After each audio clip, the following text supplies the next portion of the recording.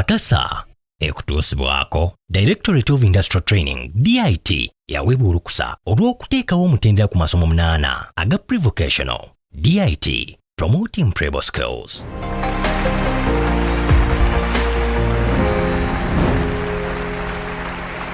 Ensonga nnyingi ezikumidde abantu mu bwavu naye ekisookedde nti eriyo abantu abamu abagamba nti nze nazaalibwa mwavu ewaffe teriyo wadde alina bodaboda wadde eggaali era nga ye tatowoozanga nako nti asobola okukola ki okusenvukako n'abeera nti alina waali kati ekyo ekintu kikosa abantu bangi kubanga abanga teyekkiririzaamu nga ne bw'okola otya ne waba omugaye nti nkuleetedde eddiiru eno tujja gikola aba teyekkiririzaamu yalowooza nti bw'atyo bwe baamuzaala bw'alina okuba era abantu abasinga abatulaba mbasaba endowooza bagiggyemu. Abantu abasinga abagagga betulaba betwegomba abasinga baali baavu nga tebambala na ngatto. Eyawulira ku stori y'omugenzi mwami mu Rwanda yayambala engatto nga mukulu ndowooza yali wa myaka nga 16 naye ate ggwe andaba n'engatto zambala. Kitegeeza nti nga wooli wonna embeera gy'olimu ne wabeera nga bakuzaala mu kyalo maama wo tasomangako temulina nnyumba ya bbaati kisoboka osobola okutuuka ku ekyo woba nga okimanyi entandikwa ey'okwekkiririzaamu nti nange nsobola okuzimba ekizimbe nsobola okuzimba akendi nsobola okukola essomero nsobola okubeera nti nina bizinesi eya takisi ebintu ng'ebyo bwe bityo.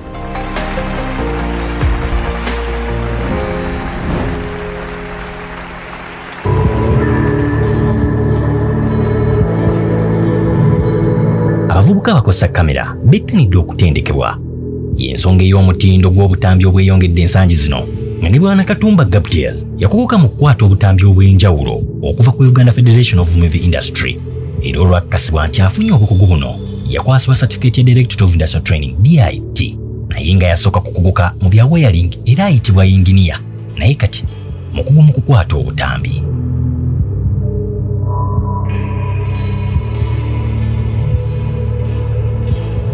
Anyumya olugendo lwe nga bangi bwe tuli tumuwulirize tubeeko kye tuyiga. Kyenagenda okubangulwamu yali film light manufacturing, okumanufacturing amataala agakwata video oba agakwata film oba getukozesa okukwata film. Yes, ekyo kye kintu kye nabangulwamu. Omuntu alina certificate ya DIT agenda kukubira wala nnyo. Ekisooka agenda kuba n'obuyigiriza obw'enjawulo gwe b'otalina. Omulimu gwagenda okufulumya tegugenda kwenkana gugwo nedda kubanga ye yabangulwa n'amanya ki ekyokukola. Ekyokubiri abantu bagenda mukkiririzaamu nnyo okusinga gwalaga engalo so abantu bajja kumweyunira ojja kulaba ngaewo tebajja lwa nsonga nti bakubuusaboosa. Oyogedde ku bantu okwettanira omukwasi wa katambi omu oba omulala ate nga tukimanyi nti bakasitoma abajja n'ebbeeyi ey'enjawulo. Omutindo ofuba kukuuma otya ku bbeeyi ezikyuka? Nga sinnaba kukwata mukolo gwa muntu oyo nsooka n'enjogera naye ne mmanya ddala kiki ekituufu kye yeetaaga. Nsooka kumanya kye yeetaaga bwe mba nzikanyiza bulungi naye nga ntegedde bulungi kye yeetaaga awo ngenda mu maaso n'enkola omulimu ogwo. Nserekitinga ttiimu yange gye nkola nayo okusinziira ku busobozi bwabwe n'obumanyirivu bwabwe kubanga nina abantu ab'enjawulo naye nga buli omu alina waakwata n'olabira ddala ng'ekintu akigyeyo bulungi n'omanya nti akakati gwe Joseph ogugo gwa mataala bw'abeera ku mataala asobola okubalansinga bulungi light owa ali ku photo camera amanyi bulungi ogisetinga amanyi okugya ekifaananyi kye twagala ali ku video camera naye amanyi ekifaananyi kye twagala okusinziira ku mbeera eriwo n'ebisigadde. Gw'omulimu guno gukufunira gutya? Nzijukira omukolo gwe nafuna nga nakamala okufuna certificate eno. By the way, omukyala yajja na wano baamulagirira yali tamanyi. By the way, yajja ayagala na kumpa miliyoni emu ne munnyonnyola n'alaba ku byenkola naga naye kale gundi yampadde ennamba yo n'ekyokola okyekakasa okimanyi ne mugamba mukwano kyenkola nkimanyi nkyekakasa ne mugirayo ebiwandiiko n'asimayiringa naga okay kale nzikiriza ne mugamba mbadde nsaba okkirize sente zibe bwe ziti teyakayana era yakkiriza omulimu n'agumpa nengukola bulungi nnyo ate nkyebaliza Mukama nti naye kati musanyufu nnyo. Bwana Katumba omuwulidde kasita osoma n'okakasibwa DIT ne miliyoni emu kasitoma akiraba nga akuwadde entono kale naawe weevumbevumbe.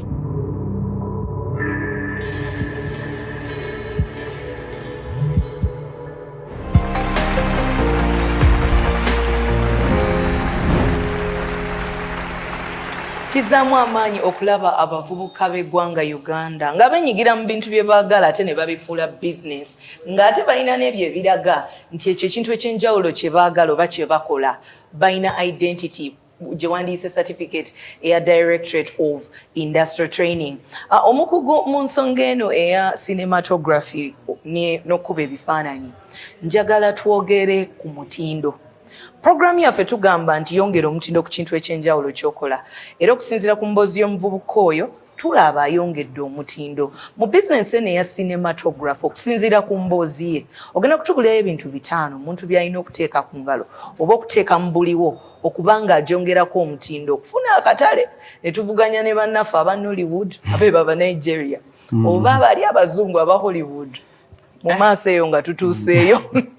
Kyonjiraba naye olugendo lwaffe lukyali bubi olw'ensonga nti abantu be mu ggwanga lyaffe bo bennyini baganya okukiteeka mu ndowooza nti omunnayuganda asobola okukola ekirungi. Ekyo kyo kyasooka ne kigaana. Olaga binnayuganda okitegeera ye tayagana kutunulako kuba akimanyi biba bibi. Binnayuganda bibi. Naye ng'ate obuzibu bwe twakola kiri kyombuuziza nti tukoze tutya okwongera omutindo. Obuzibu bwe twakola nti tupapa. Tukola ekintu oli naako shootinga firimu namba mu nnaku ezi 2. Wabeerawo obuzibu mbamanyi wabeerawo obuzibu olw'ensonga nti oli actress bwe baseka bwe bakola kwega waliwo embeera ebeerawo nga si nnungi nga weetaaga okwekkanya movie eyo ogikwate ng'ogitaddemu obudde ne ssente kuba ebintu byetaagamu ssente equipment muli mu nnyumba inido mu shootinga inido tolina dda akataala kakati kyovolera abasinga bakwata firimu nga olaba nnyo wabweru tebalaga munda firimu ezisinga obungi.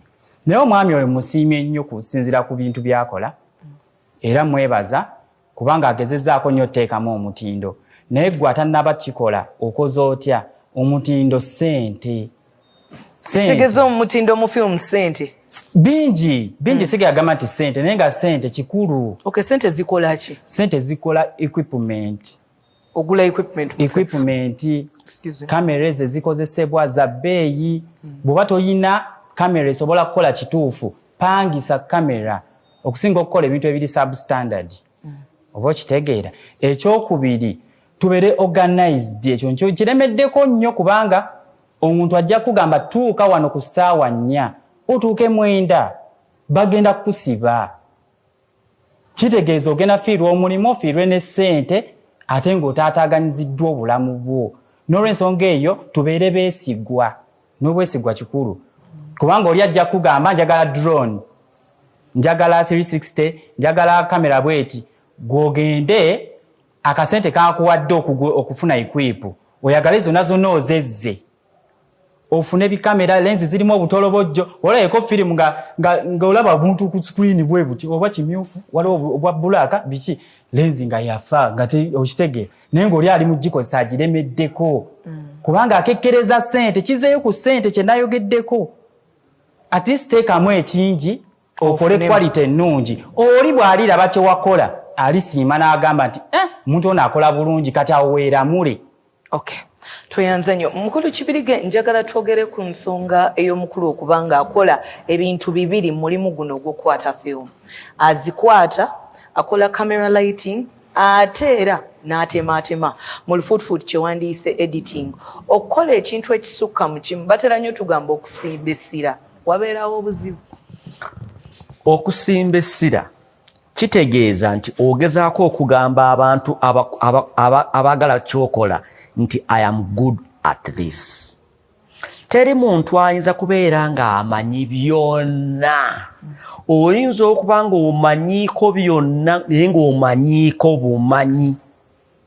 Naye okuguka oyinza kwesanga okuguse mu kintu bwe kiti kimu.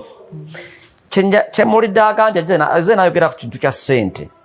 abantu baffe bannayuganda ekibalemesezza okukola ekintu ekiri quality eky'omutindo nti bajja ne bakulembeza ssente naye ng'ate omuntu wandibadde osooka kulembeza passion kwagala naye okusinziira ku nsonga gy'ayogeddeko ssente wennaakubulira entono ate n'enkola byatayagadde anti era kyenjala otegere nti bangi abasasudde ssente era kati nga njogera bino eriya alaba agamba alimba yagamba miliyoni 2 n'ezimuwa tebajja oba okitegeera nga ssente yazimuwa actually nze kyendabye nti abantu bafe abamu bwe bamala ate okufuna ssente obuzibu bwe bubeera ng'omaze kuzimuwa ozimuwadde zonna nga bwazigambye kati basinga samu actually za ntandise okugamba nti abantu baffe wano abawano bwe bweyagala akole tomuwa ssente because bw'ozimuwa ate obanga aleese obuzibu ate bw'anaagaana okukola tokiraba kati problem eyo weeri eyokubiri balakinga innovation obuyiiya n'okuteekawo okuyiiya kwegamba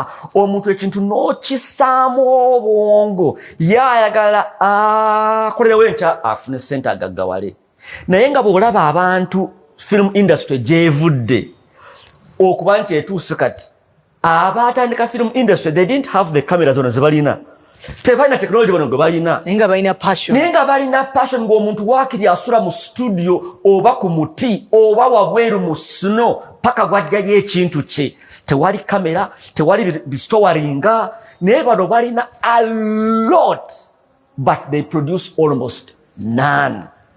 Obuzibu buliwa kati obuzibu buli mu abantu bayingira mu kintu nga tayingidde mu photography nti kubanga alina passion yokola nti omuntu gwe kubekifaanyi anyumye kirimu ssente meaning tasobola kumalako mwezi n'agamba nti waakiri ngenda kubanga nsulirira chapati na mazzi paka bwe naakuba ekifaananyi nange kyenyinza okugamba omuntu nti mpa $20,000 nga ddala nkakasa ayagala kukusaba $50,000 naye tanaba nakakasa kikyagenda kukola so they are happy about the money they're not happy about the work that they are doing yet bw'onooba oyagala okugyayo ekintu abantu bakyagale sooka gwe nnyini kyokyagale oba kusula njala osule enjala oba kwambala mpale emu oyambale empale emu paka bwe bagamba nti omukubi w'ekifaananyi mu Kampala ye gundi ng'okikoledde mu angles okiddiŋŋanye neewuunya omuntu wakakati akuba ekifaananyi ku kamera zino zendaba ezizooming ezikola ki ezirikodinga video photo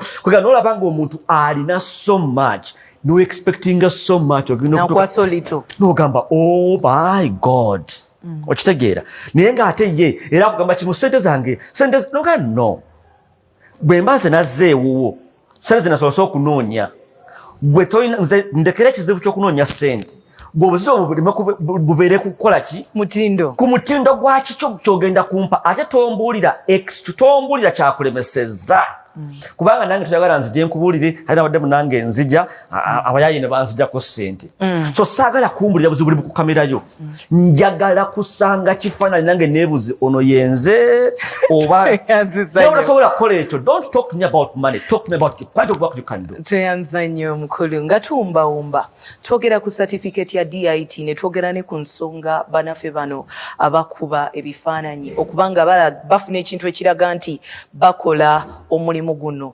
eyongerako tafaali kinga tumaliriza DIT kyeyamba nti bwe mu assessment kubanze ndi assessor nkutuukako n'okola nga ndaba then kubanga nze nesinzira kutulina kwe tugoberera noga nti omuntu bitubulireko nga tuwumbawumba by'olina okugoberera because tulaba bangi tulina abantu bangi abagala okujja okuba assist bye balina okusimbako essira ebisinga nabikonyeeko dda nti okwata obudde ne bw'obeera nga omanyi buli kimu nze kasitolemu okukwata obudde kitegeeza gw'ogudde okitegedde kubanga ojja tuuka ku mukolo gw'omuntu nga gwawedde okwata obudde okukola ebintu nga osevinga okubeera nti storage yo nnungi tebigenda kuyiika tebigenda taataagana nsanyaze gasobola ogenda cwe oli akugambe nti mbadde wedda si savinga bano ba editor nga omukolo agweditinze kuva eri paka eno naga wedda si savinga waka nabeera nga wakuddibwamu ekyokulala DIT kyekwongerako nti esunsuula era obeera toli ready bw'obeera toli ready baga nti amnef ddamu ogezeeko tuddemu tukwasesinga olulala ate tukubuulira nti kino kyewakoze obubi ne kino Tweyanza nnyo ssebo. Omukulu akatalekeka nga tumaliriza program Pakasa eri abavubuka abali mirimu egy'enjawulo naye nga bakola. Abavubuka bannayuganda abawulira olulimi olw'enjogera Oluganda okutuuka ku mutindo okukola ssente n'okola erinnya kitwala akaseera. Olina okuba nga ekintu ekyo okiddiŋŋana n'okiddiŋŋana. Olina kusoosa kumanya nti njagala kubeera mukugu so si njagala kugaggawala. Bw'onoosoosa okwagala okufuna obukugu, ffe gye tuyise tukozeeko emirimu nga tukolera abantu bwereere nga kyonoonya bukugu, kyonoonya kumanya ddala kino ekintu nkisobola.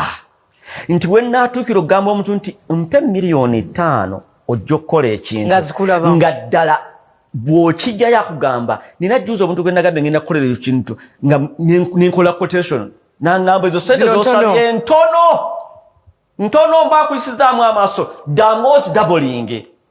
Nkwegamba nga kubanga amanyi kyenkola nti ddala nkikola bulungi naye ate ekintu ekyo nkikoledde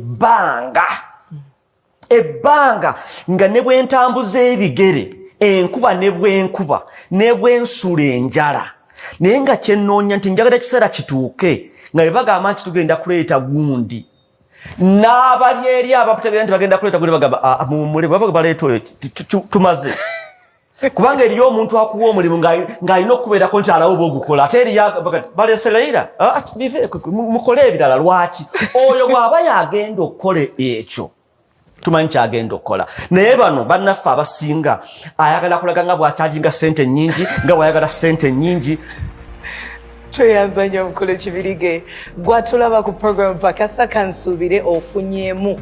Olunaku olwaleero tubadde ne bannaffe aba Directorate of Industrial Training nga be bateekamu ensimbi. Naye nga tulina ekyenjawulo omwezi guno ogwa June. Bannaffe aba Bella Wine bayongeddeko etafaali ku program Pakasa. Balina juice ow'enjawulo, owa lemon, owa hibiscus. Bw'atalina musaayi bulungi mu mubiri beera nga weekwata ka juice kaabwe ate ng'era ne wine bakyamulina. Tugamba gendayo babeere nga bakuwa ebintu eby'enjawulo enamba zaabwe ez'essimu weeziri awo wansi ku screen. Ebimu ku bintu eby'enkizo bye twogeddeko ekyo ky'olunaku olwaleero okuddiŋŋana ekintu ekyenjawulo ky'okola. Mu lufuutufuutu kye wandiise consistency kyekifuula abakugu, kyekifuula abagagga n'abawanguzi beweegomba. Buli woddiŋŋana ekintu ofuuka mukugu ate w'ofuuka omukugu obuwanguzi obeera obusemberedde. Nkwagaliza ekiro ekirungi, sula bulungi, weeraba.